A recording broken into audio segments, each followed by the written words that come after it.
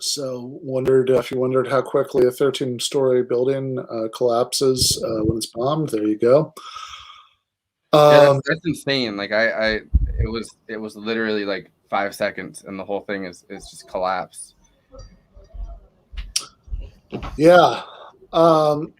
So we're going to be talking for the next little while about some of the breaking news from Palestine, and this is not like in the very near future we're going to have people on. I think there's an associate editor from the Electronic Intifada who's going to come on for like a real interview. This is just kind of GTAA. Extended family, reacting to the news a little bit, sharing some thoughts, and answer, talking to you guys, answering chat questions. So that's what we're going to be doing in this stream. And there are a lot of sort of very disturbing new developments happening. Things are really getting very bad very quickly. I do want to, so a couple things I should mention. So, of course, we're joined by our producer, Forrest, and by our good friend and comrade, Professor Jean Bajalan, and in a little bit, I believe, Derek Varn, Zero Books is also, and the Varn vlog now, is also going to be jumping on to talk to us. Let's hope that doesn't get our stream taken down again. I know. Well, that's true. That has a bad history. Last time we had Varn on it, we had Gene on for that too. Oh yeah, that's we were both Varn and I took down your stream. Yeah, so we don't want that to happen again, but we'll roll the dice. Should also say I have mixed feelings about about giving attention to somebody who's sort of saying trollishly right-wing Zionist things in the chat, but I do I don't know, the debunking pedant in me can't help myself. So there's a somebody in the chat, Joe Biden. I don't know if that means he wants to buy Democrat, whatever. Not quite sure how to interpret that name, but buy American, no. Buy Democrat made things only. Yes, you should only buy products made by Democrats. Says values matter. Oh, and he has an anime avatar too. This is really quality. Values matter, and until Palestinians and their leaders adopt Western values such as individual rights, freedom of speech, freedom of religion, and freedom of sexual preference, all of which, of course, are things that exist everywhere and only in the West. These are Western values, mind you. They should not have a state. Statehood, for the sake of statehood, is plainly asinine. So, two quick comments about this, and then if either of you guys want to throw in, I'll turn it over. But one is that I don't think I actually think that my ultimate preference wouldn't even be a Palestinian state. It would be applying basic secular democratic principles that we would apply without hesitation everywhere else in the world, and thus saying that ethnic partition is generally a bad idea, and that and that when people are thoroughly intermingled in that way, and there's no way without really. Without cantonization to partition people. Ethnic partition isn't usually a great idea anyway. See for example, Northern Ireland. So my partition would just be a single secular democratic state with full rights, including right of return for refugees for everybody. But putting that question aside, I'd say that human rights don't actually depend on the values of the humans. So that's one point, right? That I don't actually only want people with good progressive values to have basic human, civil, and democratic rights. For example, I'm fine with conservatives in this country having them, but also I think that if your goal is to have a relatively secular society that that scores well on all of these criteria, then continuing a brutal military occupation, denial of basic civil and human rights on both sides of the Green Line is a really bad way to achieve that goal. To put it mildly, right? I mean, historically, Palestinian society actually has been relatively secular, by compared to at least some other, Arab societies. And if you look at, the sort of rise of Hamas, for example, in the first place in the 80s, this is, or more recently, after the sort of the, alleged peace process, in the 90s fell apart. Like, this is not something that just happened in a vacuum because bad people had bad souls or something.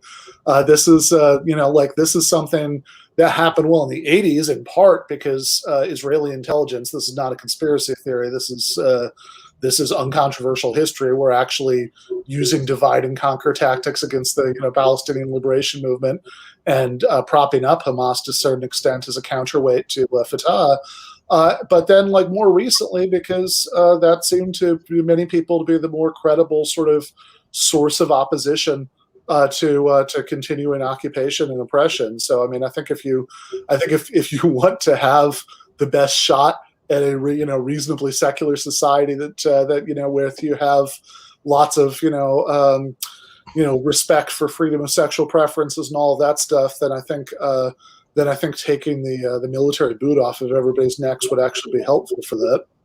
Yeah, and the other thing is that as much as people that defend Israel constantly want to pretend that it's like this super progressive state for on social issues, they don't even have same-sex marriage legalized there. So like the point that like LGBTQ issues are something that like the Israelis care about a lot and the Palestinians don't, like doesn't even apply there.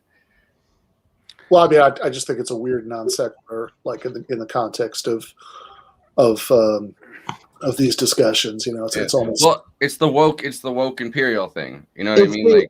It's progressive washing. You see this quite a bit. There's quite a you have people like Richie Torres and things like that who are keen to play up the very good, sort of, at least comparative to other parts of the Middle East, sort of gay rights or things like that, in a way to kind of mitigate what's going on in the occupation.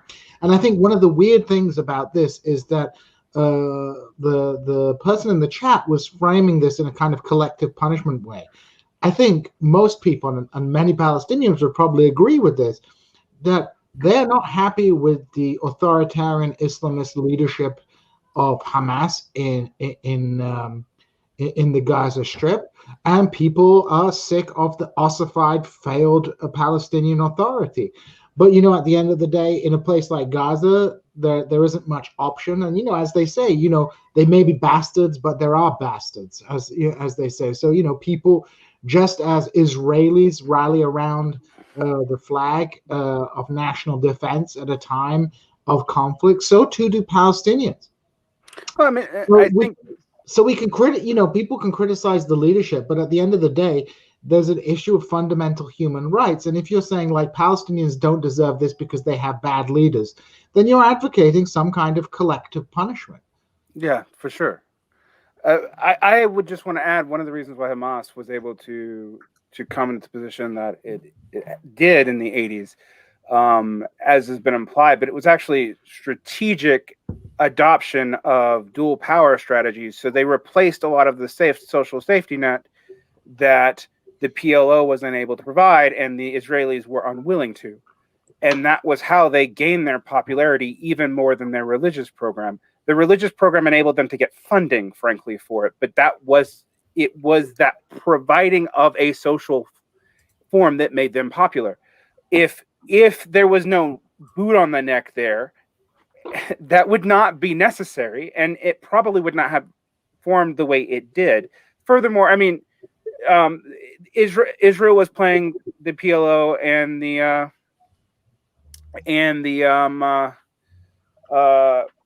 Hamas against each other, favoring Hamas, sometimes favoring the PLO the other, to make sure that, for one, it kept the Palestinian territories with divided government for a long time, and that was useful.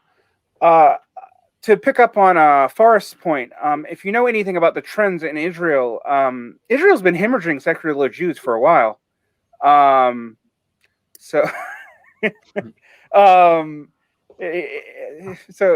Israel's been hemorrhaging secular Jews for a while. There's been a lot of liberal Jews have been coming back to the United States, and even going back to like Germany, despite kind of an uptick in anti-Semitism in Europe, because of the way Haredi and nationalist politics are beginning to dominate the Israeli Knesset. And, we're getting to the point where like there isn't really like, I remember when you had like Kadima and Likud was probably the scariest national possibility. It's now becoming kind of the center of Israeli politics because of the shifts of trends there.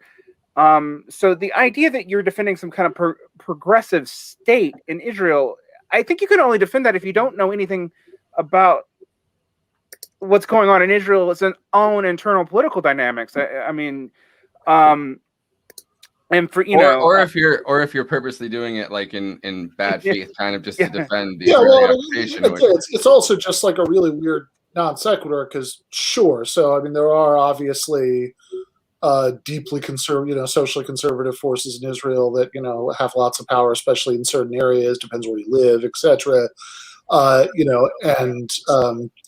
And people, ultra Orthodox people, or even modern Orthodox, religious Zionists, who are still very socially conservative, have lots of power, and lots of secular Jews, who are with more liberal views, as you say, might feel as comfortable. But also, whatever was true about this, it would really have nothing to do with anything. No. I mean, like it could be the most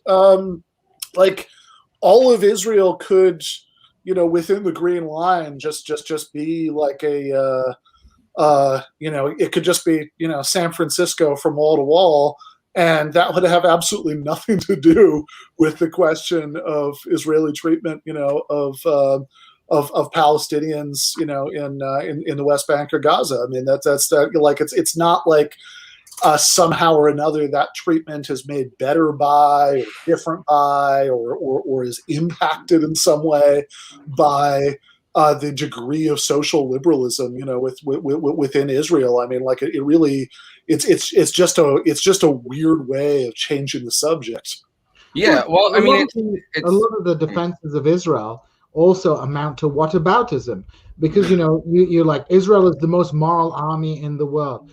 Look at Saudi Arabia, look at Turkey, look at Syria. It's like, is Israel wanting to be compared with like regimes like Turkey or Saudi Arabia? So you have this particular discourse which entirely revolves around a kind of whataboutism about the other terrible regimes in the Middle East, which many of the people who are criticizing Israel are also critics of those regimes. Of course, some of the criticism of Israel, and I think we all understand this, that there is cynical use of it, there's hypocrisy, and there is also, anti-Semitism or religious bigotry motivating some of that criticism. That's not an uncontroversial point, but that doesn't change the fundamental facts on the ground, and the fact that a lot of this criticism is not motivated by anti-Semitism, and there is also a deliberate attempt in many cases to allied legitimate criticism of Israel with anti-Semitism in a deeply cynical way.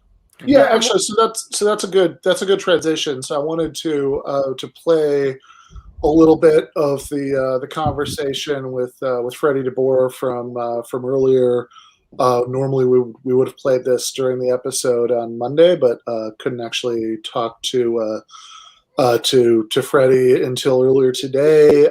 And this is from the episode that goes out to patrons tomorrow, and so let's just watch a few minutes of this where we're actually talking about the exact point that Gene just brought up, and then we'll come back.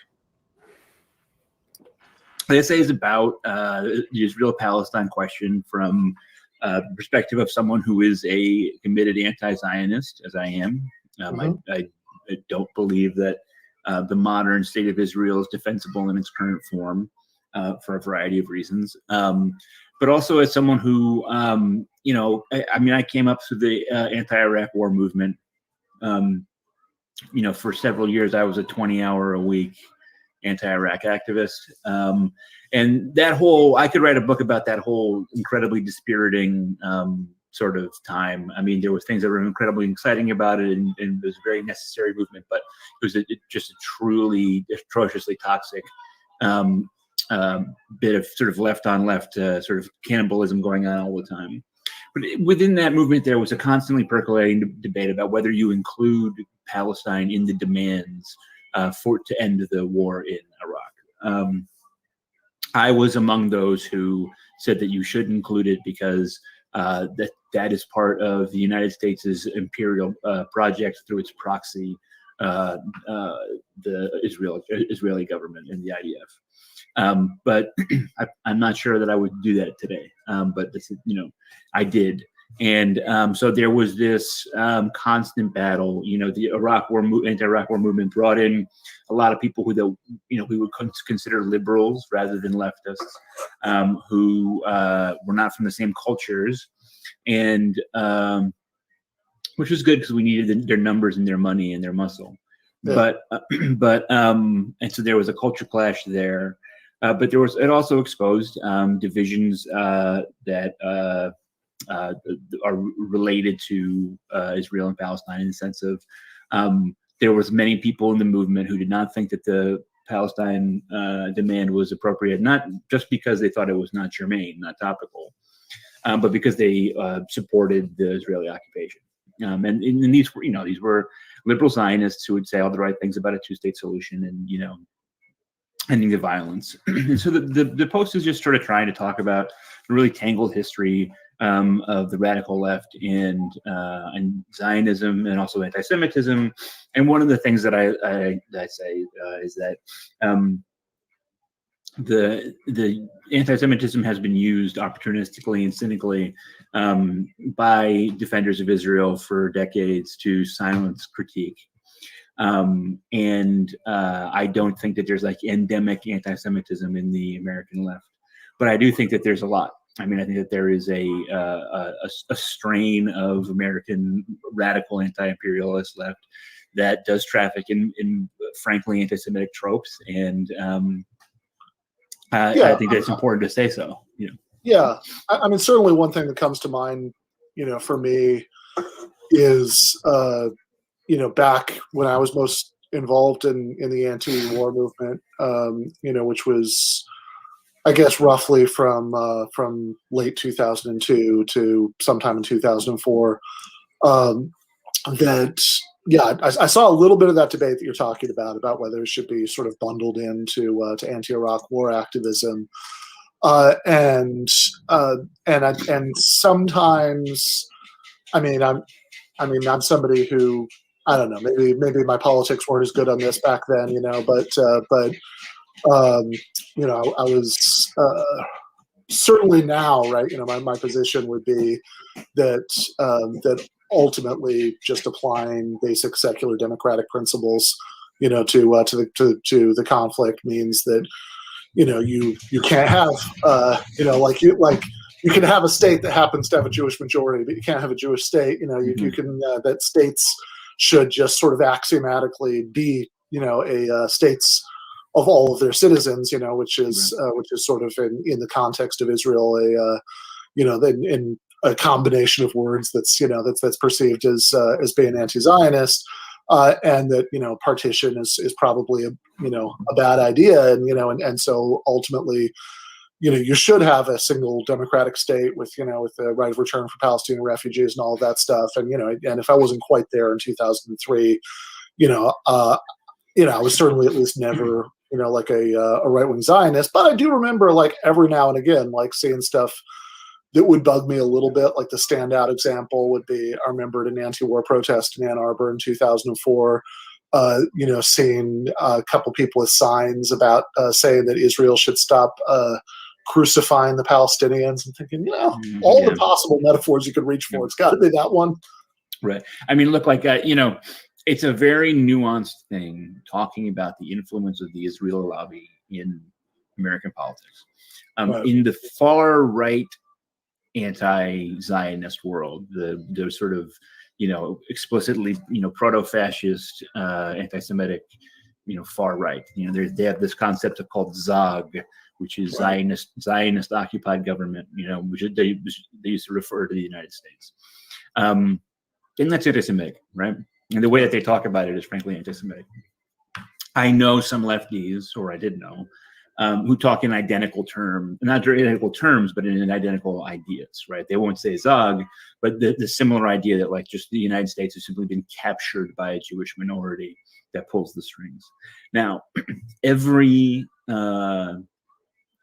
major country, every wealthy country has a lobby in the United States, right? China has a lobby, and so does France, and so does Australia, etc. Right? The governments employ people whose job it is to influence American policy, and also a lot of money gets put into things that are technically not governmental agencies, but nonprofits and think tanks, etc., that are also intended to influence the American government in a way that's conducive to the interests of these states, right? So that exists, and it certainly exists for Israel, and Israel's is unusually well-funded and powerful. And that is a admission and understanding that we all have to make. And so it's not, it's not actually like that unusual, or it's not unheard of for people to complain about, and for it to become a political question of, is this country too influential in American politics? So people don't remember this. This has been lost to history, but in the tail end of the Clinton administration, a major question popped up is the Clinton administration too cozy with China? And there were a series of mini scandals, and I think involving some Buddhist organization that was shown to be Chinese Buddhist organization that was found to be really, really tight with some Clinton financial interests, whatever. But anyway, there was a big discussion of, is the Chinese lobby too powerful? Nobody said that was the product of anti-Chinese racism, right? It was considered by, it was just inherently considered an illegitimate topic of conversation. That is not the status of the discussion of Israel. So you have to I don't think there's any alternative to just being careful, right? Like, walking a tightrope, acknowledging the level of illegitimate, in my view, influence of the Israel lobby, while acknowledging that there's not some shadowy cabal of Jews who are secretly pulling the strings. Unfortunately, moments like right now, what's happening literally right now, are not conducive to speaking carefully, right? They're conducive to emotion and passion and anger, understandably. And so, I guess the post is just my attempt to sort of stake out a stance that is anti-Zionist and committed entirely to the Palestinian cause, that recognizes Israel as the occupying force and Palestine as the victim of that occupation, while also recognizing that there actually is a problem of anti-Semitism in the far left and the anti-imperialist left in the United States.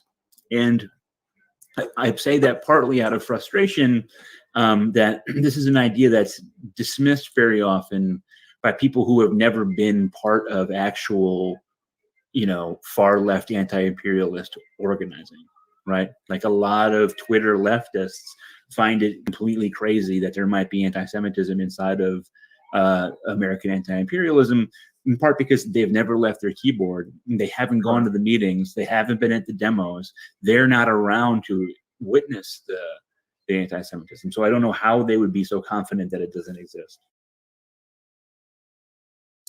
Yeah, I should say in the part immediately after that clip, I said, and Freddie agreed, that everything he just said was true, but it's also true that genuine left anti-Semitism, at least in the American context, whereas it does exist, it's also for every real case of it, there are 200 cases of spurious accusations of left anti-Semitism, which is part of the problem, and actually part of what gives cover to genuine anti-Semites, because if people are told over and over again that Jeremy Corbyn is an anti-Semite, that Noam Chomsky is a self-hating Jew, that they're constantly fed with obviously nonsensical accusations of anti-Semitism, over the course of time, it numbs people to the real thing.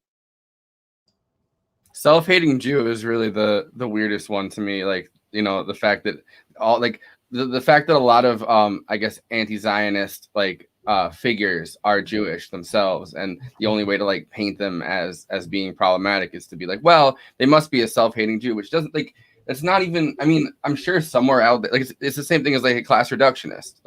I'm sure there's somebody out there that genuinely is, but it's not a position that most people have, just because they have a I guess more nuanced take of geopolitics. I don't know. I always think about, I'm sure the line wasn't even original to him then, but the Woody Allen movie Deconstructing Harry from the end of the 90s, the Allen's character in the movie says at one point, when confronted with exactly that accusation by his very religious brother-in-law, that I may be self-hating but it's not because I'm a Jew.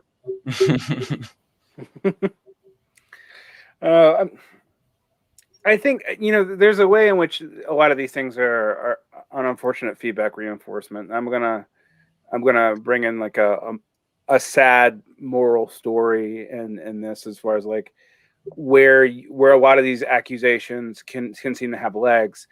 I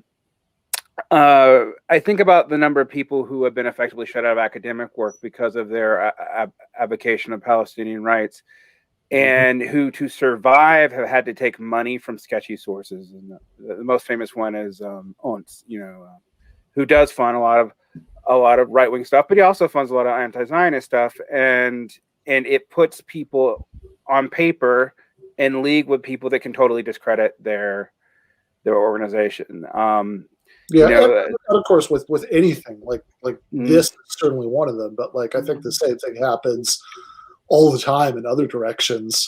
There's also a constant, one of the problems with excommunicating people from whatever spaces they're currently in over nonsense is that oftentimes it's a self-fulfilling prophecy, because you accuse somebody of being a little bit X-ish, and they really aren't, but then the stink of that gets on them. The people they used to associate with them won't associate with them anymore. They start hanging out with whoever will still have them, and then humans being humans, over the course of time, they'll start to be a little bit influenced, by the people they're hanging out with. So, I mean, I'm not saying this is true of the people you're talking about, but I also think that one danger of this behavior is that it actually sometimes becomes a little bit true over the course of time. Well, I mean, I almost think I don't want to sound conspiratorial because I don't believe it's a conspiracy, but I almost think in this case, the most famous example of this is Norman Fiegelstein, who, got outed by, I think it was the Anti-Defamation League, for taking On's money and being a scholar. And also, people were ignoring how desperate his situation was. I don't know how that's affected his politics. He sounds more and more bitter, and has said some things that I would, have issue with. And at the same time, it feels utterly wasteful and tragic to have lost one of our best scholars on this issue, because of an effective, an effective right-wing shadow blocking campaign. I mean, it's pretty much led by Alan Dershowitz. So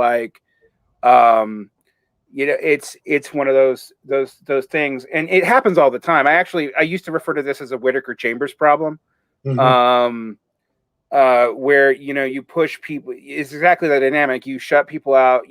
The people who will talk to them are actually the people you don't want to, and then all of a sudden they're on that side. And then also retrospectively seems to justify the people's actions in the first place. Yeah, right.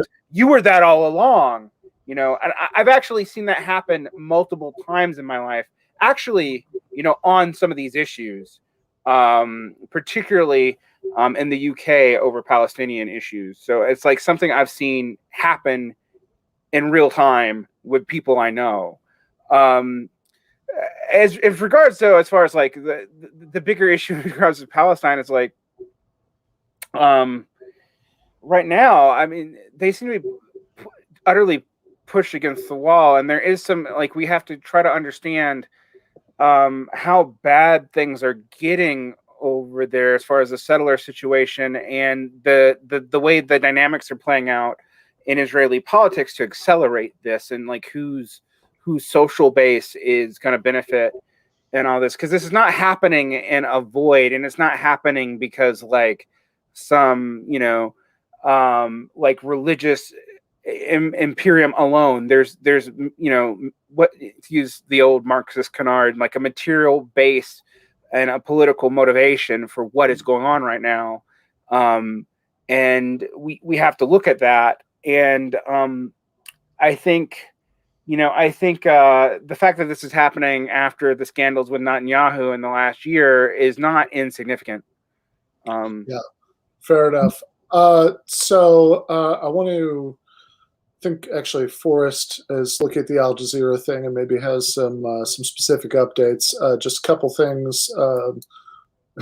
First of all, with regard to Rex Stout's message, I wouldn't hold my breath for that one, but for the record, yeah, sure. I mean, anytime, but I don't think that's going to happen.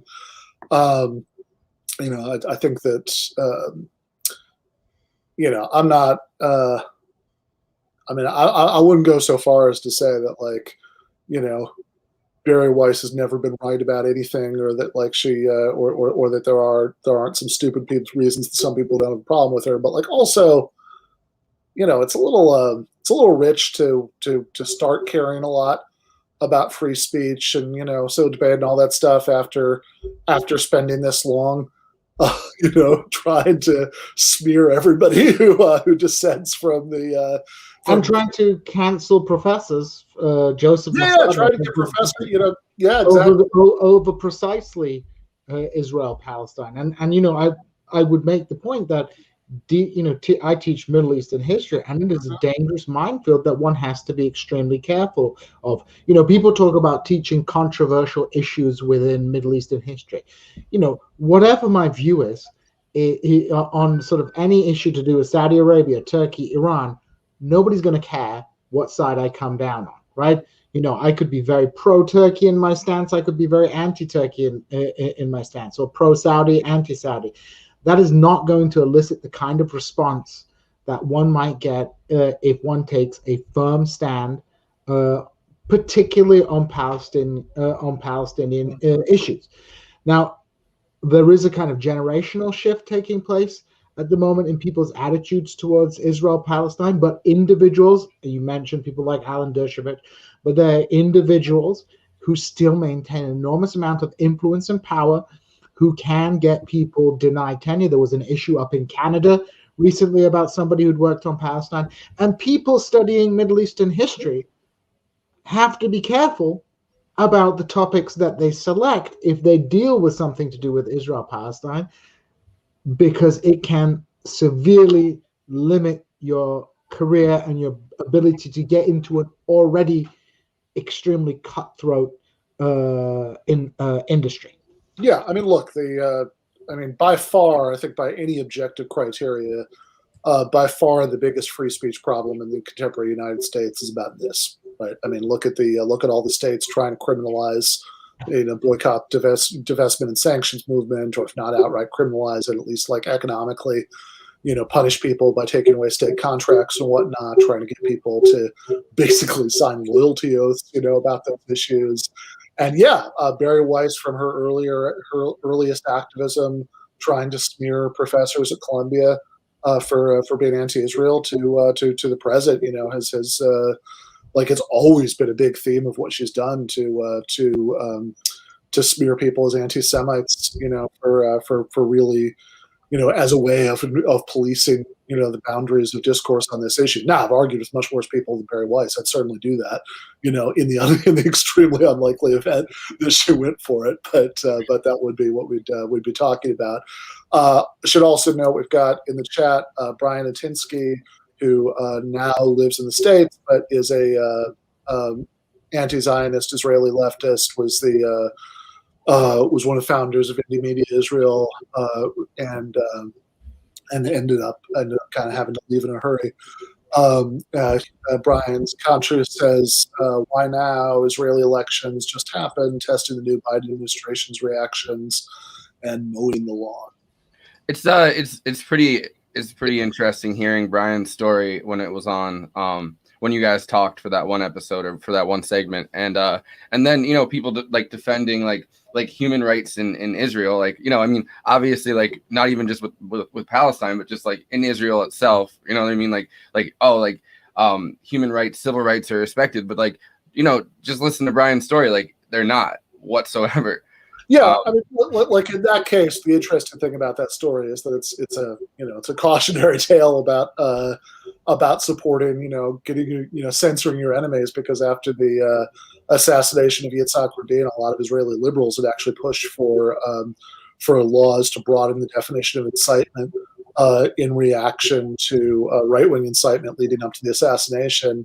But of course, as who could have predicted, those same laws were used against people like Brian, for as an excuse to censor them. So again, there's a much more general lesson there. But yeah, I mean, it's not like it's internally, like within the Green Line, it's in many ways, very democratic country, although also one that's like very, very openly regards, its own internal Palestinian minority as like third-class citizens. It's kind of Jim Crow or Jim Crow light or whatever you want to say inside the Green Line, and Rhodesia outside of the Green Line. Exactly. So and it's actually a very sophisticated system, because of course that stops the opposition coalescing, right? Because you have all these different groups.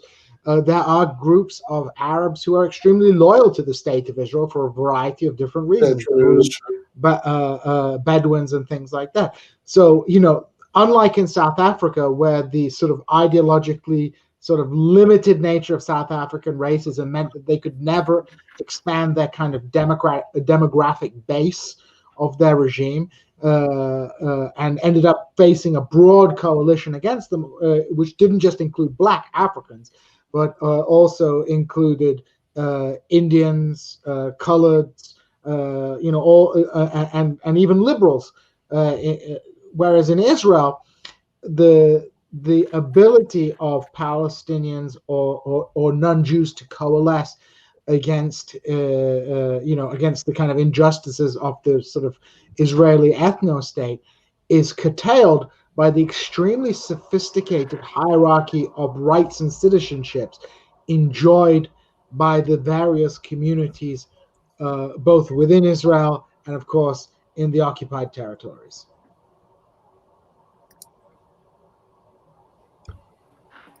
Yeah. For sure.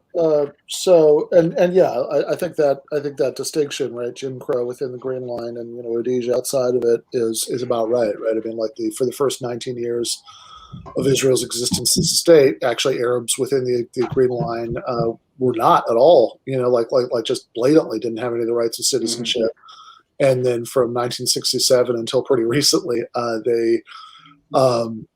they did, but also they had everybody had to carry around a national ID card, which is still sort of true, but in a different way now, right? Everybody had to carry around a national ID card that said their ethnicity on it, right? So so you can't pass which is some pretty extreme Jim Crow shit. But it's also kind of extremely ironic in a state that kind of exists. I mean, in large part because of like the Holocaust happening. You know what I mean? Like European Jews having to leave. Like the fact that then people would have to carry around their ethnicity on a passport in that state is kind of a super darkly ironic, I guess. It's settler colonialism with Balkan characteristics. Well, best practice of settler colonialism from different parts of the world. Israel is not directly comparable to, South Africa or the United States. There are specificities.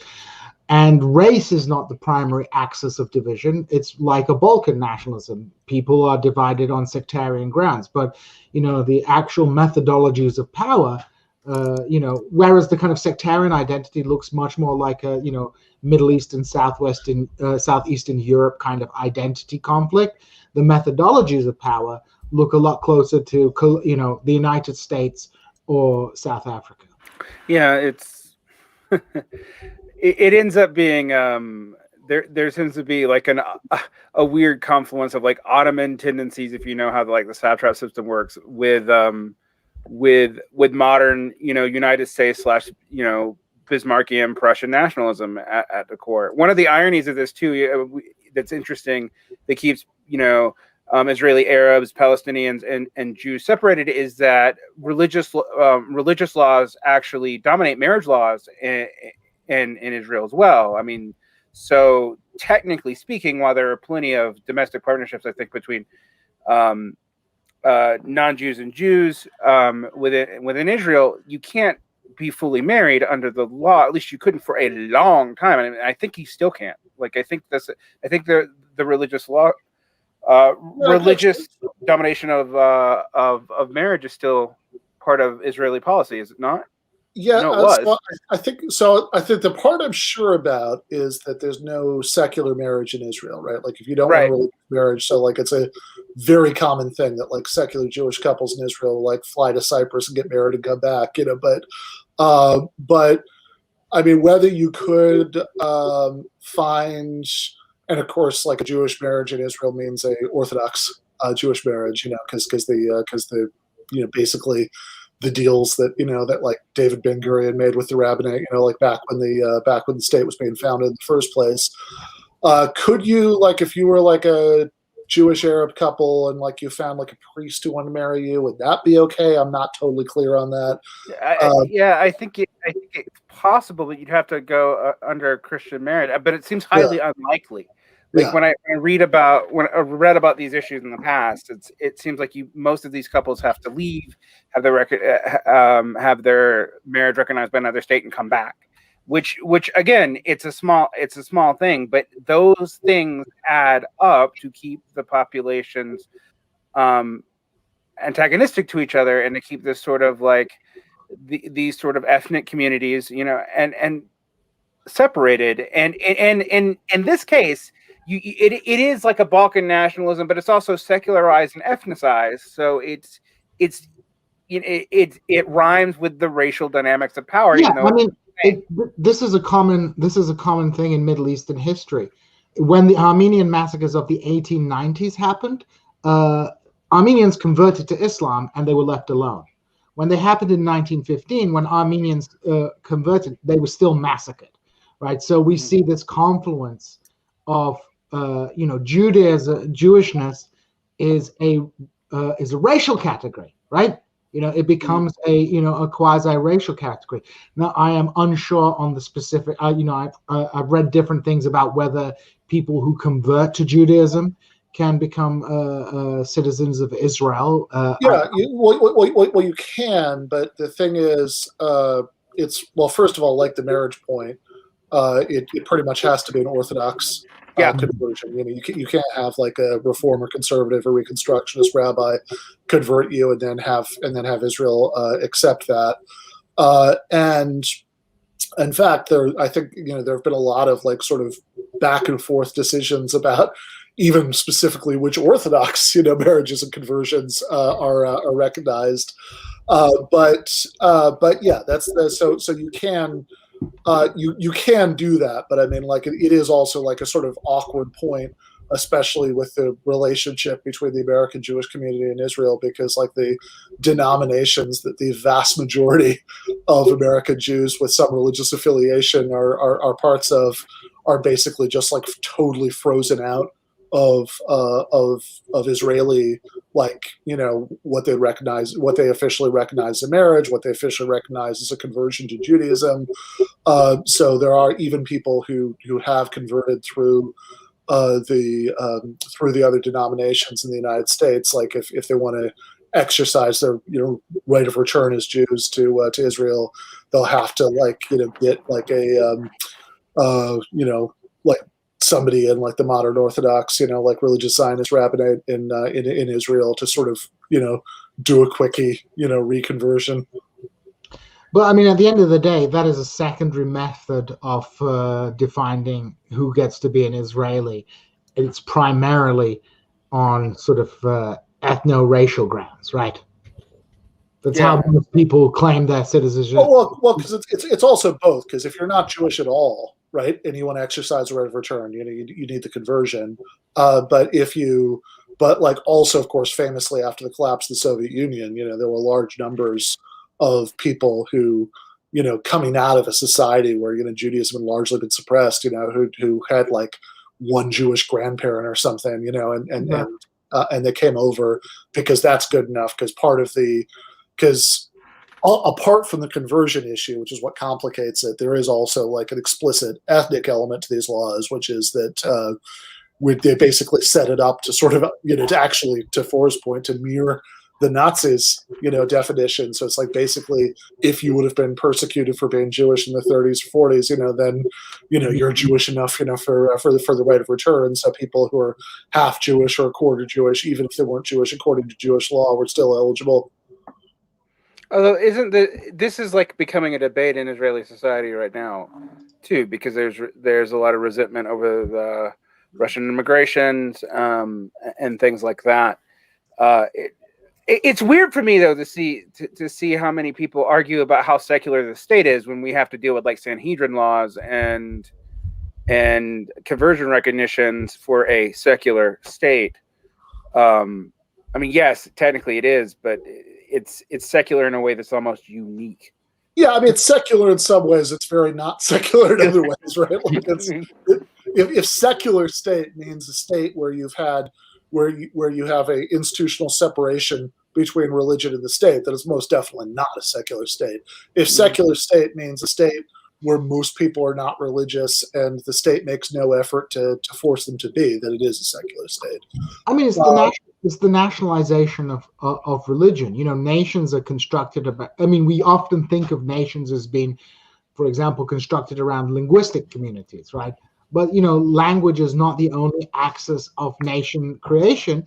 And evidently, you know, in the case, Israel is like an ideal type of a nationalism that is born out of a religious community. But you can see trends like that in India with the rise of Hindu fascism, which equates Indianness with the membership of the Hindu community, and which has an enormous amount of kinship with Israel in terms of like ideological, sympathies. So, you know, we have to understand this within the context. I mean, within the context of nation formation, a process that is, you know, 200 years old. Yeah, right. And I mean, I think that I think that there's a lot of like, I think the Hindu fascist comparison is pretty telling, you know, in a lot of ways. It's very similar, and, you know, and in fact the BJP does, you know, feel instinctive solidarity and express, you know, instinctive solidarity, you know, for the Israeli right wing, you know, that. Did you guys see that tweet today that like there was I think Bashkar shared it. Like somebody tweeted it out from BJP that that it's like a hand. It's like the hand with the Israeli flag holding hands with the BJP, like the flag. Well, I mean, it's the same thing as in, you know, during the Troubles in Northern Ireland, and, you know, still, right, like you know, Irish, Irish Protestant loyalists, you know, would have like Israeli flag, you know, artwork at the entrance to their neighborhoods and stuff, since they, you know, they recognized the kinship there, right? You know, as the sort of top caste of a you know, ethno-religious mini state, you know, in Northern Ireland.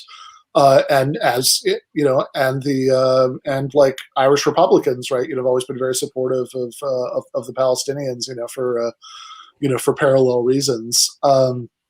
Yeah, that's a BJP politician, not to be mixed up with Andrew Yang, saying, I support our brothers and sisters of Israel as they fight terrorism and protect their citizens.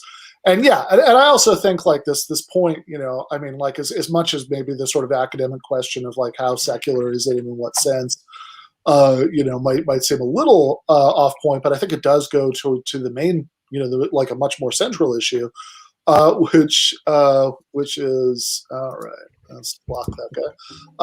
Much more central issue, which is that like there's a lot of purposeful ambiguity around this phrase Jewish state, right? You see which comes up a lot because people will use these phrases that sound like you know what they mean, like Israel has a right to exist as a Jewish state. And it's like, well, okay, but what does that actually mean, right? Is a Jewish state a state that happens to have a Jewish majority, in which case, fine. Is a Jewish state a state in which Judaism has institutional role? Well, then in case, I'd be against that for the same reason as one with Christianity or Islam, having an institutional role. Does a Jewish state mean one where you like ensure that it has a Jewish majority by making sure, by violating other people's rights, that it doesn't have any other sort of majority? Well, I mean, look, if somebody, I don't have a problem with, the United States happening to have a white Christian majority, but if somebody said it's very important that the United States have a white Christian majority forever and our immigration policies should be engineered to make sure that that never changes, then I would probably call them a fascist. And I don't see any reason to apply different standards in this case, especially when you're actually doing worse things like denying, refugees' right to return home, or the many things that have been done to try to gin up the demographics to guarantee that. I mean that seems like the same principle. Well, that's all just implied when they say the U.S. is a Judeo-Christian country. We have that; those are our values. That's the rest of it is just kind of implication. Yeah, well, I mean, Judeo-Christian is also a great phrase because before World War II, nobody used that. Yeah, and then when you ask, what's the Judeo part of the Judeo-Christian values, they never have an answer to that. They're like, well, Judeo-Christian values. Oh yeah, Old Testament and stuff. We read it. We read it. They read it. Lots of crossover, folks. Yeah, but of course, also Muslims don't count for some reason. That's where it gets really really weird. But 10 out of 10. Well, 9 out of 10 times when somebody uses the phrase Judeo-Christian, they just mean Christian, but they like because the Holocaust and all of that, they feel a little guilty about like explicitly excluding Jews. Whatever happened there. Yeah, I was about to say they actually probably just mean Protestant until very recently, but anyway. And also, go ahead. Sorry, Van. No, I'm done. No, by all means. No, I was going to say. I mean, and also I've lost my train of thought. So you want to do you want to play that? It's very quick. Do you want to play that Rashida Tlaib clip? Yeah. Yeah. Our freedom is interconnected with Black, Brown, Indigenous. It is connected. What they are doing to the Palestinian people is what they continue to do to our Black brothers and sisters here, to the immigrant community here, and enough. So I want you to know this.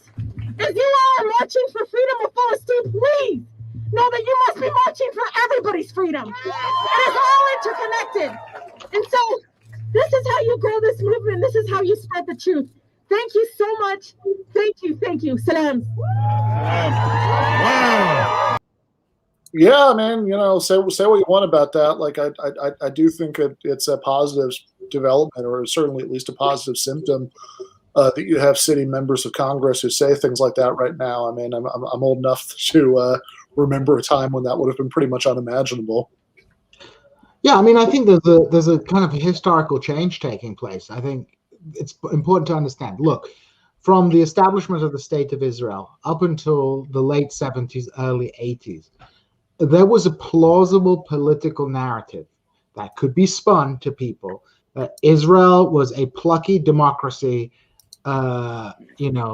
made up of Holocaust survivors. Mm-hmm.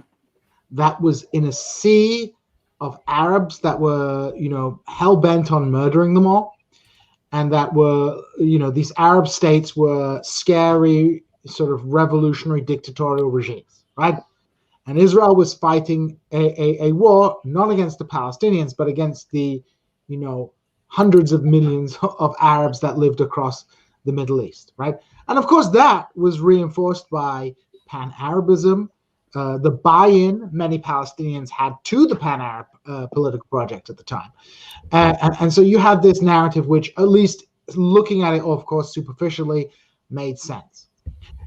But with the peace treaty with Egypt in the late 1970s, and basically the withdrawal of Jordan and in effect Syria from any meaningful military threat to Israel, the conflict has moved. The focus of the conflict has moved from this broader interstate conflict to especially after the Intifada in the early 90s, to Israeli oppression of Palestinians and the ongoing occupation, which at first was presented as a temporary occupation, but now is clearly not a temporary occupation.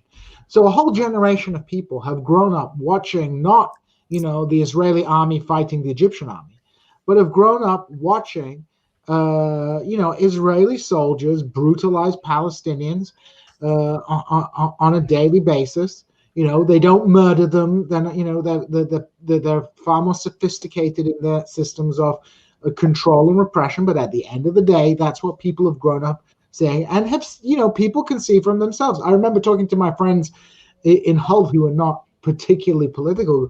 This was like when the war in Gaza was going on, and they were like, "Wow, these Israelis really, are going hard on these Palestinians." So, and as the Israelis make more and more peace treaties, you had the Abraham Accords with the Gulf states, increasingly the narrative that Israel is fighting the entire Arab Islamic world becomes implausible it becomes less and less like sellable to people, especially on the political left. You could make the liberal argument. People like Martin Luther King were complimentary of Israel during the 1960s. But now it's increasingly untenable even to maintain a kind of nominally liberal position and defend what is going on in Israel, especially as this has happened at the same time as the, already a two-state solution was difficult because the Palestinians would have to swallow enormous territorial losses.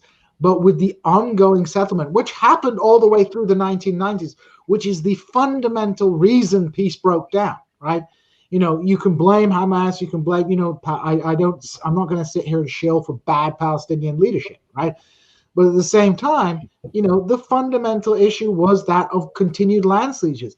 And after, the last 20 years, the material basis for a two-state solution, if it was achievable, has been eliminated. And we're at a point where the Palestinians aren't asking for two states, still asking for the Palestinian leadership still asks for a two-state solution. But I kind of think, I think the Israelis calling for a two-state solution, they're either being cynical as a way to deflect, from it, or just delusional about the realities on the ground and the fact that there's just, what is the material basis? I have a good friend I argue with about this. He goes, I go, what does a two-state solution look like? It's a Bantustan. He goes, well, we can't let the Palestinians have an army. Okay, what can they have? They would. There's no. If they don't have an army, it's not much. It's not much of a state. It's not a state. If you have if you're bisected by an incredibly powerful military power that you have a long history of conflict with, and you don't have an army, I don't know what kind of state that is. You're not describing a state. You're describing something considerably less than that. And then the fact that it would be bisected, that that the West Bank and Gaza are distinct territories with Israel in between them would be a huge problem by itself. And then the settlements, as you say, are have steadily, I mean, they started right away in 1967, but they've steadily made that more and more ridiculous. And it's also a little ironic, because, the advocacy of a single secular democratic state with equal rights for everybody is the position that's most likely to get you labeled as anti-Semitic or a self-hating Jew, depending on your background. But which is funny in lots of ways, right? I love the point that Chomsky always makes about how in the 1940s, as like a Zionist youth activist, he was like a Buberite Zionist who advocated a binational Jewish-Arab state, and that made him a Zionist. And now he's never lost that position. Now it makes him an anti-Zionist. But then like also like there's something funny about that. Okay, so the non-anti-Semitic position is that is two state, not one state. So the non-anti-Semitic position is that you should is that you need to forcibly relocate hundreds of thousands of Jewish settlers. That's a little funny, right? Well, the position of the Israeli right is to apply Israeli sovereignty to the West Bank, right? They're willing to divest of Gaza because what's the point? But they want to apply sovereignty to the West Bank. They just don't want the people. They just don't want the people there. And even liberal Zionists, their fundamental concern, when you scratch below the surface, it's maintaining the Jewish character of the state. Yeah, this is liberal Zionism has always used extremely racist arguments that you have. That's like, no, it's very important that we have a Palestinian state, or else sooner or later, we're going to have to give these people the right to vote, and then we lose the Jewish character of the state. Which plays into the Rashida Tlaib thing that that these things are all interconnected, like the struggle for civil rights here historically, and obviously like apartheid in South Africa, like it's all interconnected because they're all kind of learning from each other, and the arguments I feel like that are used in these cases are like very similar. And so like over time, I think all of these different movements, I guess I'd call them, learn from each other. And also, by the way, I do want to say there's a good in that Freddie de Boer piece that we're talking about in the clip we played earlier. He had a very good line that I sort of like lots of people that I have known, like I wish. Some of whom I couldn't send it to anyway, and some of whom I'm just not, my late grandmother, who used to, and I understand, right, as a Jewish woman who was alive, during the Holocaust, why she felt the way that she felt, but I mean, but she would say bullshit like this, like what he's criticizing, in the article, and I've known lots of other people too, and such a beautifully put point, right? So for the Freddie essay, he says, this is what Zionists never understand. Even if all that bullshit, which is true, doesn't matter. If every word that they've said about the perfidy and self-destruction of the Palestinians was correct, it would make no difference. The moral obligation falls on the dominant party, and Israel is beyond dominant. The myth-making about all of the opportunities they squandered does not make a lick of moral difference. I don't think for a second that the PLO was offered some amazing deal at Pataba. This mythical amazing deal that for some reason the Palestinians declined and the Israelis offered once and then decided they could never offer again, despite the fact that it has so often been represented as mutually beneficial. Let's say that it actually happens. So what? Is that supposed to comfort an 11-year-old from the Kaaba watching her home get bulldozed so that some ultra-Orthodox racist can put up a vinyl-siding nightmare of a house? Do you think a 4-year-old Palestinian whose family has been exterminated in another ceaseless and barbaric assault on Gaza should say, but we had our chance at Taba? No, this is what matters. Between them, Israel is the drunken dad coming up the stairs with his belt in his hand. It doesn't matter if the Palestinians are actually asking for it or not, which I think summarizes things very neatly, although, of course, the question of what an adequate solution should be. I mean, I'm very much on the same page as you about that, Gene, although, I'm not optimistic, about it happening anytime soon. But I mean, I think if we just, if we just ask in a vacuum, what would count as a just solution? It's obviously that. Yeah, I mean, I tend to think that the problem is that this problem at the moment seems very intractable. For example, unlike in South Africa, the demographic weight in South Africa was extremely balanced towards the ANC. You know, it was a very small minority dominating a majority. In the area over which Israel exercises sovereignty, the West Bank and Gaza included, the demographic balance is very different, right? It's a lot more equal. So it makes it a lot easier for the Israelis to maintain control. And Israel itself has, by and large, been able to insulate itself from violence, right? Now, obviously, we're seeing Hamas fire these rockets, which, you know, I want to express here, like, yeah, I don't support Hamas firing, you know, rockets randomly at civilians in Israel. And I think it's important to emphasize that, because people will say, well, you support Hamas doing this. No, this is obviously a counterproductive thing. And, you know, in many ways, it feeds, you know, the hardliners on both sides feed off each other. You know, I don't think it's coordinated as some people try to see, you know, sometimes presented as. But, you know, political figures like Bibi and the leadership of Hamas benefit from having a hardline opponent to sort of set themselves against. And for Bibi, who seemed to be on the verge of losing power, this has been a sort of you know, a real boost for a real boost for him. But, you know, at the end of the day, we kind of have this situation where Israel is kind of insulated, and this situation can continue indefinitely, right? And that is the fundamental impasse that we're facing. Unless something radically changes in the near future, I don't see this conflict moving anywhere in a positive direction, because the signs don't look like that.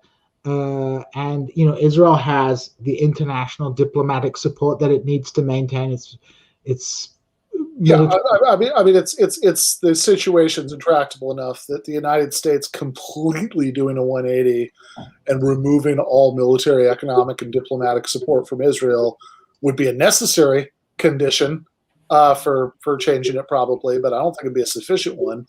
Like that's how bad the power imbalance on the ground is.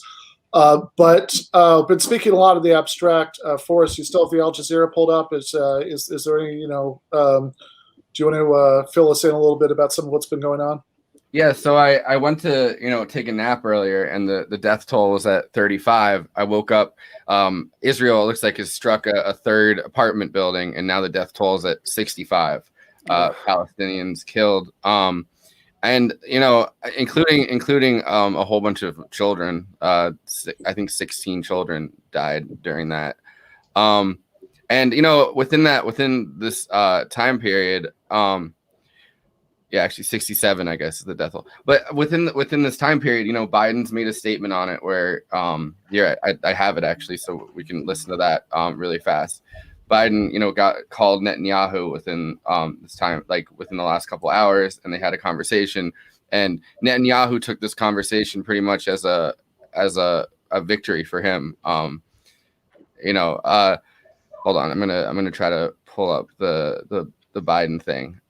But, you know, Biden basically said that Israel has the right to defend itself, which is the same thing that, you know, Democratic politicians have been saying all whatever, which, you know, it doesn't seem like, you know, even taking, you know, Hamas's rocket attacks into into account, it's not really, I mean, they're not defending themselves. It's retribution. You know what I mean? Like, it's escalating retribution every single time. Because the original Hamas rocket attack that, you know, that they claimed to be responding to, I mean, obviously it was after the mosque had been mosques had been raided across Tel Aviv. But, like, you know, the original rocket attack, like, maybe one person was killed. They don't even have any kind of you know, they don't even have necessarily they don't necessarily even they didn't even necessarily confirm that the person, I think, in the original rocket attack was killed. And then, you know, a day later, 33 people are killed in these airstrikes. Like, it's clearly retribution. Yeah, I mean, as Jane said, you shouldn't randomly fire rockets, at just anybody they happen to hit, civilians, whatever. You shouldn't do that in principle, and also in particular, I mean, it certainly doesn't bring about any kind of politically desirable goal to do so. If it just gives a fig leaf, to this kind of like extreme brutalization, repression you've seen. But also, like, it's beyond absurd to like talk about, like, invoke like a right to self-defense over this like sort of ineffectual gesture of rage, like firing off rockets that, like, 1 out of 200 of them like might kill someone, when the overwhelming firepower is on the other side. And of course, all this, let's remember, right, started with those ethnic cleansing, evictions in East Jerusalem. But let's watch Sleepy Joe. On Israel, sir, your thoughts on Israel? Are you concerned about violence in the Middle East, and can you talk about what conversations you have had with officials there? My national security staff and defense staff has been in constant contact with their counterparts in the Middle East, not just with the Israelis, but also with everyone from the Egyptians to the Saudis to the Emiratis, et cetera. And I had a conversation with Bibi Netanyahu not too long ago. I'll be putting out a statement very shortly on that. My expectation and hope is that this will be closing down sooner than later. But Israel has a right to defend itself when you have thousands of rockets flying into your territory. But I had a conversation for a while with the Prime Minister of Israel, and I think that my hope is that we'll see this coming to conclusion sooner than later. Thank you. Yeah, well, that is about what you'd expect Biden to say. Yeah, well, so Netanyahu took this as a win for him, which obviously, makes sense. And he had tweeted about it and said, Prime Minister Benjamin Netanyahu spoke by telephone with POTUS, Joe Biden. The Prime Minister thanked President Biden for the American backing of Israel's right to self-defense.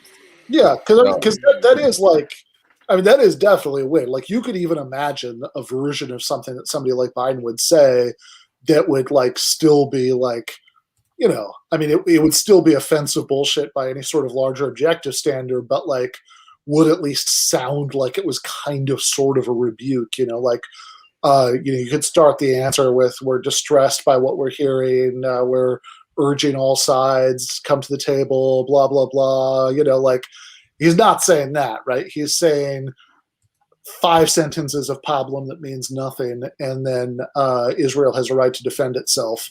Like, all that's like wedged in is like a few words about like, oh, well, we hope it comes to an end sooner or later. And also, he noted the people he spoke to were everybody but the Palestinians. Yep.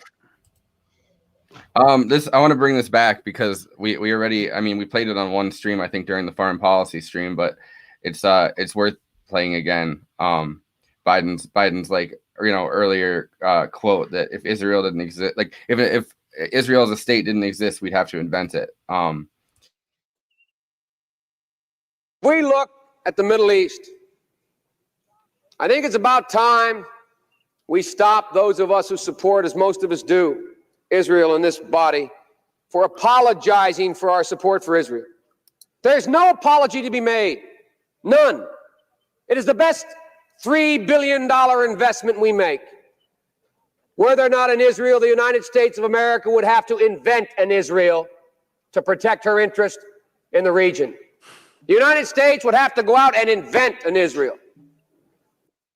We Man, at least Biden now has a certain kind of like, like sketchy but fun Irish grandpa charm about him. Like, like young Biden is just insufferable. I mean, is that the dementia kicking in, or I don't?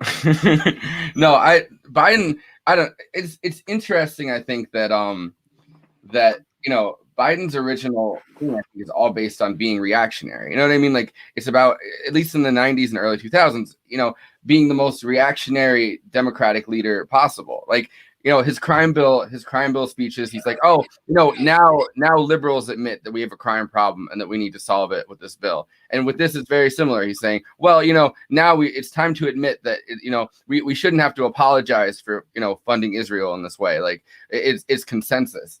And, it's interesting to see as the consensus changes, Biden's rhetoric seems to soften because, that kind of reactionary, at least for the Democratic base, that kind of reactionary, like, screaming doesn't work today.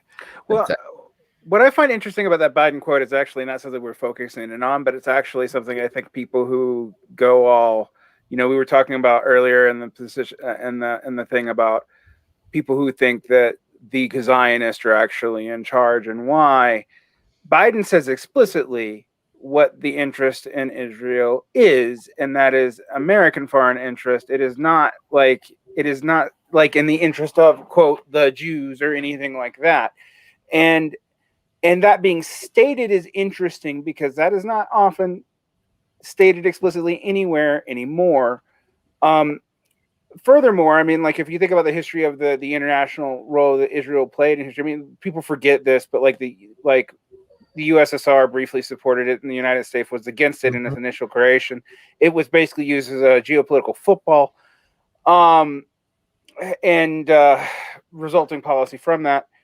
Biden just being so blatant about it back then is both terrifying, but oddly kind of like, oh, you could just say it like outright, and I guess it is both a sign of positive social change in some ways that now you can't, right. But it's also very interesting as to what is the geopolitical strategy that they're defending right now. And I think maybe sometimes we're even too soft on other Middle Eastern nations on this because there's a way in which Saudi Arabia and all these countries have become, they still use pro-Palestinian rhetoric in official state capacity, but they don't do anything about it. And in a way, it's become a political football where you can use it to motivate. For viewers who don't know my background, I lived in Egypt for a few years, and this was definitely part of Egyptian politics, where there was, because of the Camp David Accords, because of a lot of reasons, Egypt, more or less keeps the border closed with Palestinians, makes life hard for them in some ways, but also internally uses pro-Palestinian rhetoric all the time. And it didn't matter if it was al-Sisi or Morsi, it was consistent as part of the policy motivations. And it was very convenient, to invoke and yet do nothing about. And so it has been normalized as part of the discourse of a lot of the Mideast too. And there's all these détente power plays that this conflict benefits that people just don't look at. And they have a very simple notion of why people are supporting Israel or not being some kind of weird, almost conspiratorial worldview, or it's all AIPAC. Yes, the Israeli lobby is a real problem, but that's not the only thing going on there. And it's very strange to hear Biden just admit it openly. Yeah, well, it feels like there's two motivations that people really have, and one of them, in my opinion, is a little bit more terrifying. And so the two things are the Biden version of naked self-interest that we see in that clip. Is the first one, and I think that's the vast majority of politicians.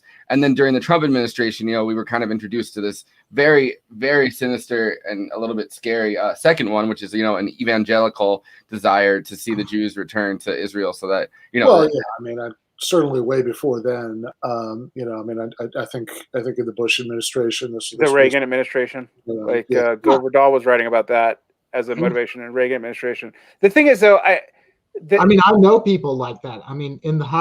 Where I am in America, there are many people who are dyed-in-the-wool Christian Zionists, and they don't explicitly say we want the Jews to return because of the end of the world. That they're not going around saying that on Facebook posts, but it is a kind of undercurrent one detects. No, when I lived in Georgia, a look, couple of them say it outright. Yeah, I mean, sure. I remember, like, whatever, 10 years ago or something, more than that. Yeah, I guess, Jesus Christ, I'm old now. This would be like, more like 20 years ago probably. But anyway, like Pat Robertson, saying that, like, I mean, this sounds like he really said this. The 700 Club that God had given Ariel Sharon cancer for for withdrawing from the Gaza Strip.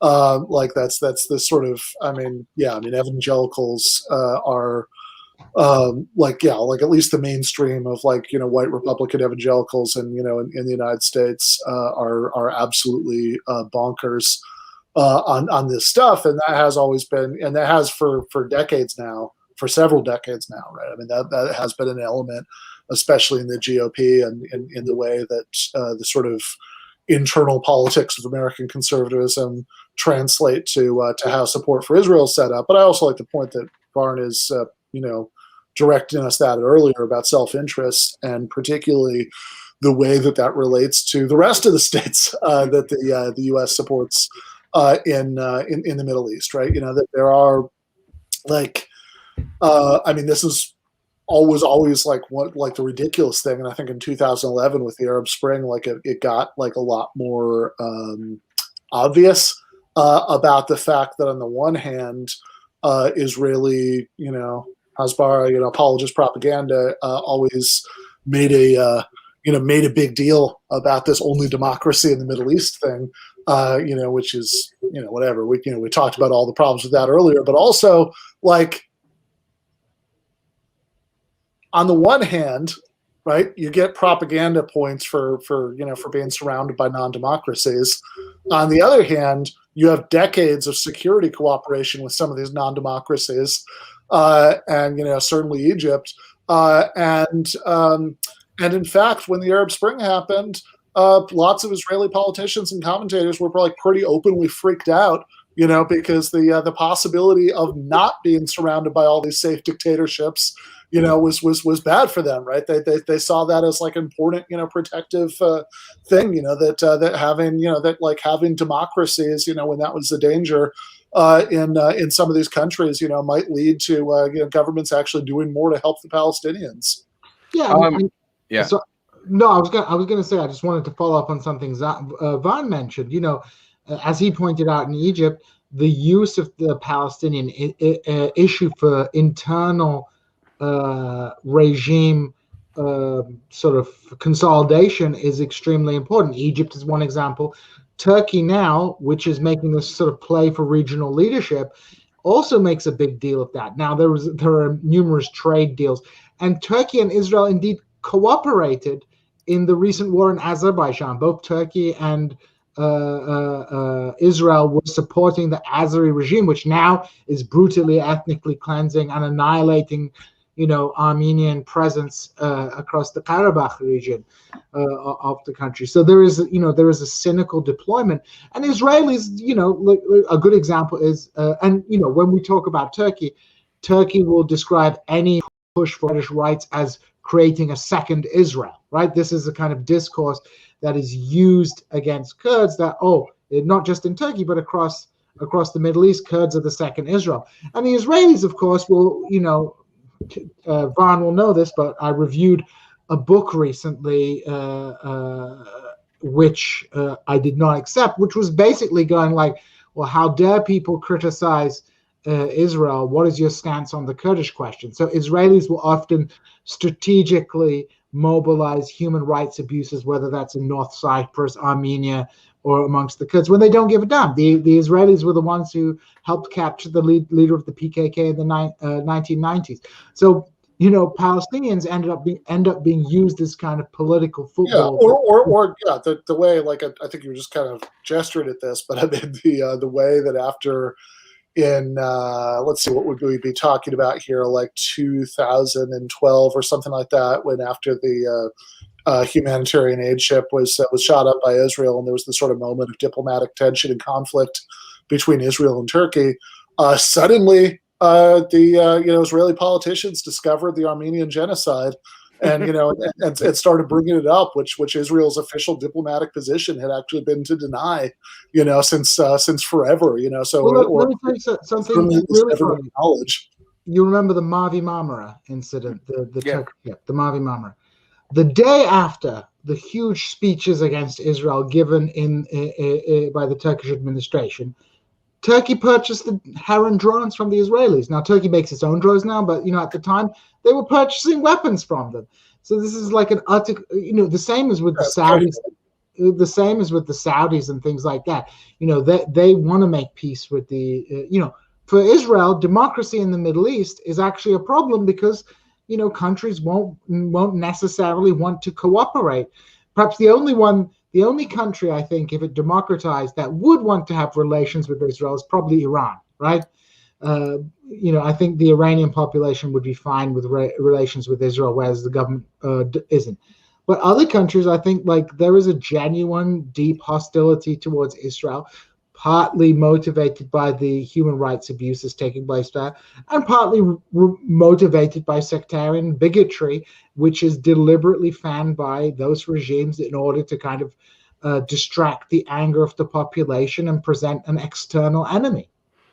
Well, when you're also talking about Palestinian rights being used as kind of a political football, didn't Kissinger kind of like literally use it when he was negotiating with different Arab countries to kind of push Assad's father out of power? He negotiated like different treaties with different Arab nations in the 70s to try to a big part of what they were talking about was Palestinian rights, and then suddenly that was kind of moved to the back burner as Kissinger kind of pretended to promise all of these different countries things.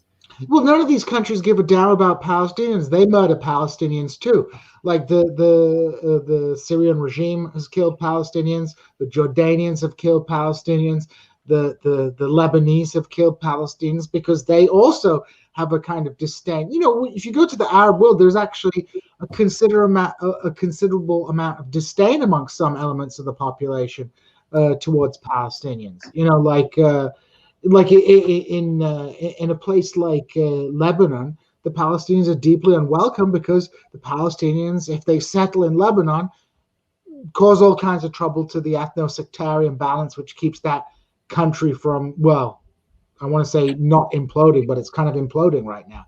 So, all these regimes have their moments of abusing Palestinians while at this, talking out of two sides of their mouth. So the Palestinians are really double victims, both of Israeli oppression, but also of the cynicism of the various regimes that exploit their cause, but then do nothing to improve the situation of Palestinians. Keep them in poverty, keep them as because they don't want to give them citizenship because that will be a problem for them, right? So it's utter cynicism, and the Palestinians are like double victims of both Arabs and Israelis, and they're kind of stuck in between. So one of the things that I find interesting, I'm going to tie this back to something Forrest mentioned earlier too, that I think was implied in the Trump stance. But let's focus on Egypt again because I know it. Israel was actually a way during Pan-Arabism to unify the ethnic composition of the country. One of the things that people don't know about Egypt in particular is before the Arab-Israeli War, the largest community of Jews on earth, after Poland was decimated, was in Egypt. So, and then the United States. It was in that order. And since the Arab-Israeli War, that there's there was almost no Jewish contingent there, at all. And there was, I would not say that everyone I met in Egypt was anti-Semitic by any stretch of the imagination, but it was a real issue there. I have some Jewish ethnicity, and you better believe I kept that quiet. But that was a new development in Egypt. Like, that is not part of its historical instantiation. There have been Jewish communities there, relatively living peacefully with Christian and Muslim communities, mostly peacefully. I don't want to over idealize it, but mostly peacefully for thousands of years, or 1,500 years at least. So it's something that's this hostility is part of these nation building projects, and Israel has been useful for that. Conversely, to tie this into Trump, though, I don't, yes, there's a certain amount of evangelicals who believe crazy things, but there's been a new trend to use Israel as a justification for racial unification amongst multiple post-liberal rightists. Guillaume in France, who sort of reversed the traditional French anti-Semitic, this is the far right, by the way, stances, started appealing to Israel to unify France as an ally to get rid of their Muslim problem. So instead of the JQ, you have the MQ. And similarly, I suspect that's part of what was going on with Trump's invocations there, and it's particularly peons to evangelicals were also racially coded as, in a very particular way. It's not like he was reaching out to, evangelical communities of color, which are actually increasingly, of increasing size of the Protestant population. And so there is that religious coding has actually taken a more explicit racial coding than it's had in the past. Again, partly because you can use Israel as an excuse for other nation building projects that are ethnocentric, and as kind of a model. And in this way, I mean, ironically, a lot of Zionism is actually fundamentally dependent on anti-Semitism, and in a feedback loop with it. And that's something I think we need to look at when dealing with both, like, anti-Semitism on the left, which I think is real but overstated, yeah. And also when looking at like how this is actually being used and why, like what is the agendas that people can valorize by using Israel in this way? Why is it tolerated, even though popular opinion in most of the world is not really with Israel anymore? Yeah, I mean, and also, yeah, in an obvious way that the two are, there are plenty of things that we correctly recognize as anti-Semitic when people equate Jews in general with the Israeli state, and they put a negative valence on that.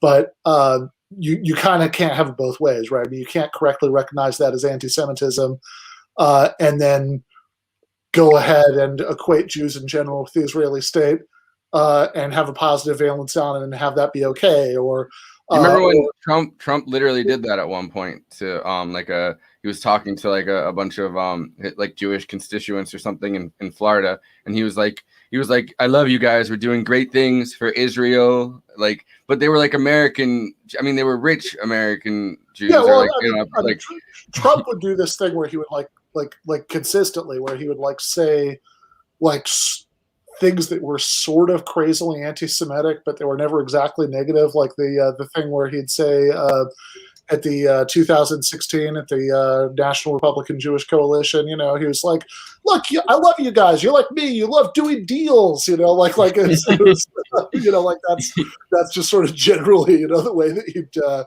he'd communicate on that topic. And Trump sees like the greedy anti-Semitic trope as like a positive thing. Yeah, sounds good, right? That's what I like. It's like the dual loyalty trope, right? So obviously, there is a history of this kind of dual loyalty trope in a negative sense. Right. But literally, the Israeli state attempts to promote dual loyalty, right? And this is seen as a kind of and as somebody who is like from a cosmopolitan background, and I don't have sort of any loyalty to any particular state because, nationalism is a bit weird for me individually. I found it quite interesting that you had people freaking out about sort of question, this dual loyalty thing, when in fact this is the whole point of having birthright. This is the argument saying that, well, most Jews are, support the state of Israel and think, you have this deliberate attempt to enforce discipline upon the Jewish diaspora, funded in a very systematic way by the Israeli state, attempting to create dual loyalty, not in a sort of negative or conspiratorial way, but as a way to bolster the state. And then if somebody even says, mentions it, it becomes like a huge hoo-ha. But yeah, it's right. It's a hoo-ha. There's this sort of awkward way in which, like, yeah, right. You can't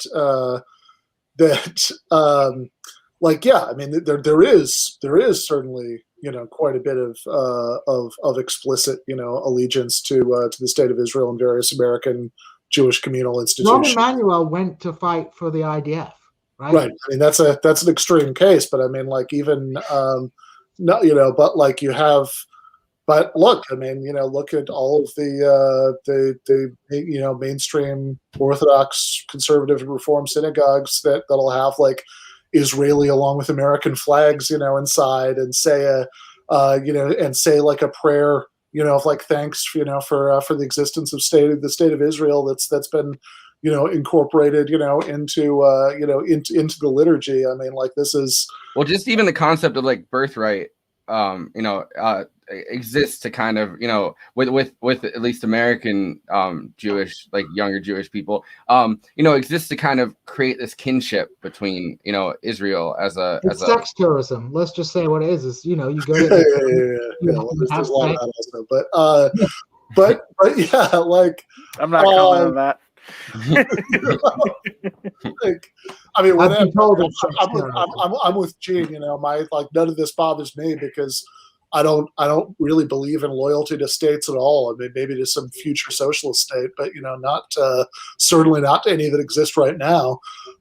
So I'm relatively unbothered by how anybody distributes any misguided loyalty to exist in states that they have. But also, again, like, it is a very dangerous game to both explicitly promote dual loyalty and also like object anytime anybody brings it up in a in a negative way. I mean, it's like the Freddie DeBoer point earlier about lobbying, that even while acknowledging, right, as Varun was saying earlier, talking about the Biden clip, this is not the main reason why there is the American empire supports the state of Israel.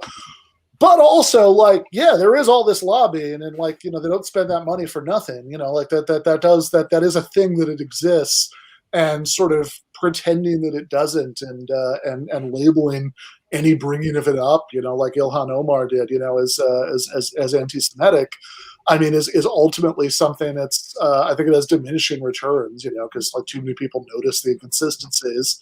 And it's also a very dangerous game because it helps like legitimize like the actually anti-Semitic versions of these things. Yeah, I mean, it looks like it makes the conspiracy theory look real, frankly, in a lot of ways. I mean, like, and as a person who worries about those kinds of things and does, like I said, there are real anti-Semitic tendencies on the left at times. You do anything that encourages that is really unfortunate. It's it's one of those things that I think that's why there are so many people of Jewish heritage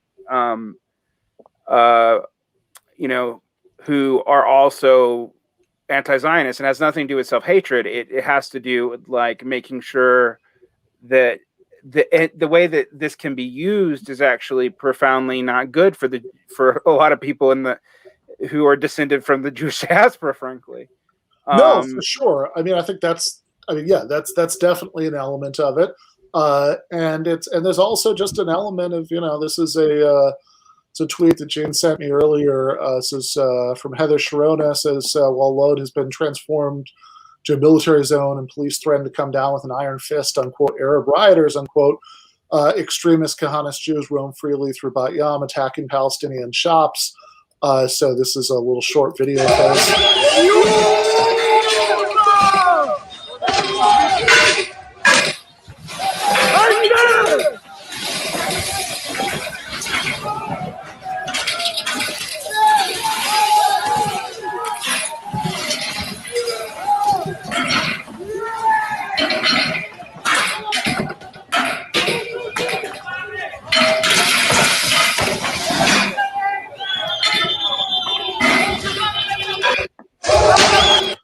And yeah, I mean, I think that there's also an element of just that, like, if you're if your family story, if stories that you've heard from people you identify with, who to share your background, who seem like you, include a lot of shit like this clip, but directed at you. Like I mean, in some cases, not in every case, sometimes it has the exact opposite effect, but in some cases that does make people like a little bit more attuned to xenophobia and nationalism and militarism and religious bigotry, being importantly bad things that need to be combated in the world.